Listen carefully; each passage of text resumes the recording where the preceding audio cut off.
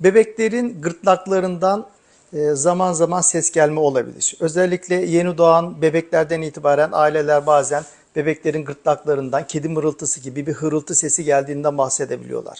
Bazı bebeklerin gırtlak kıkırdakları yumuşak olduğu için bu tür sesler gelebilir ama bazı bebeklerde de özellikle üst solunum yolu problemlerinde, ses tellerinde veya ses tellerinin altındaki hava yolu problemlerinde bazı darlıklar olduğunda da ciddi gırtlaktan ses gelmeler olabilir. Gırtlaktan gelen sesler zamanla artıyorsa veya gün içerisinde değişmiyorsa, nefes aldığında verdiğinde sürekli çocuğun gırtlağından ses gelmeye devam ediyorsa, doğuştan hava yolu problemlerine ait bir takım sıkıntılar olabileceği için mutlaka çocuk göğüs hastalıklarında bu hastaların muayene olması ve gerekirse de endoskopik görüntüleme işlemlerinin yapılması gereklidir.